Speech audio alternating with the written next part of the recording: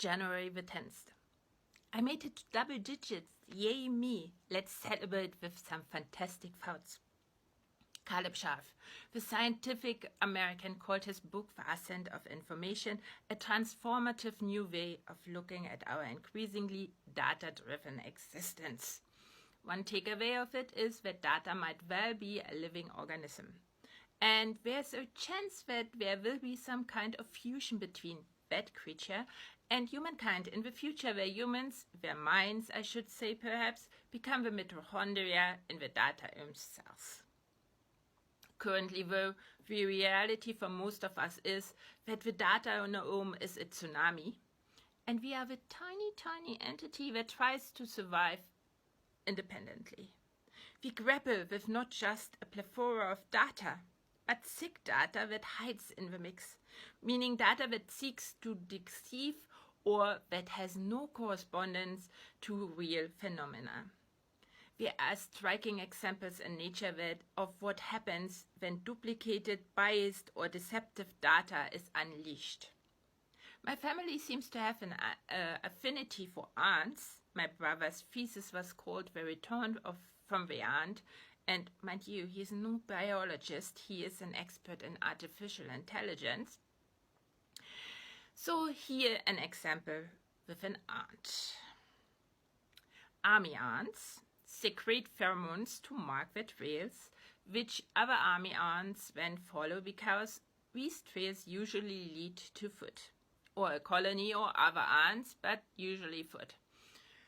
By following the trail, the ants enforce the trail and the signal of the trail with its own pheromones. The theory is that the most worked trails, the most stinking trails for them, lead to the best food sources. It's a brilliant theory, very easy. But now imagine this. An ant is exploring, and in its explorations, it's circling back to its own trail.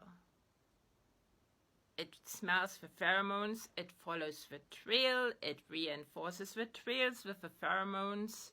Other ants join, they walk in a circle. This happens with not just one or two ants, but hundreds and thousands of army ants, and it is called the spiral of death for rather obvious reasons. Unless something breaks the pattern, the ants will circle and reinforce their trail until they die. Unhealthy data and misleading information can have dire consequences, and not just for army ants. Radicalization in whatever direction is the result of a human spiral of death, following information that is not really leading you anywhere, but is leading you in circles. But before we touch what Jay Rosen, who teaches journalism at NYU, called a firehose of falsehoods, let's take a step back and look at the increasingly data-driven existence part of a book description. Throughout human history, there have been new orders, new regimes that march in and declare victory over the previous systems of governments, and knowledge is suddenly obsolete, or worse, heretical. Until very recently, this was connected with the conquest of territory, because who owned the land had information sovereignty. And that leads us to the perhaps most damning and certain evidence of the intrinsic value of a data. The conquerors destroyed the others' data repositories because they are seen as a potent way of promulgating a culture. When the Sasanians conquered Babylon, they purged it of its scribes and cuneiform libraries. You might want a more recent example? Well, when MAGA marched into Florida, they banned books and the teaching of certain ideas. Their power today is still connected to having control over the narrative people believe in. Information sovereignty coupled to land rules is a thing of the past. The reason is better technology with which anyone can reach everyone, everywhere, at any time without much effort. The stream of information we have no choice but to digest has become more plentiful because it has simply become more diverse. What makes it a more complicated task for our brains to predict our reality.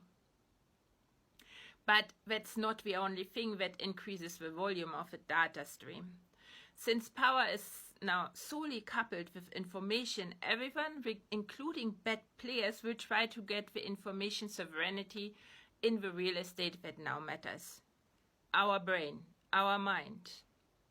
And some people and entities, not just Russia, mind you, have declared our minds to a war zone that's best conquered with sick information, the firehose of falsehoods. Thoughts are the leaves that fall on the ground and stop the spiral of death by breaking the pattern of reinforcing the pheromone circular trail.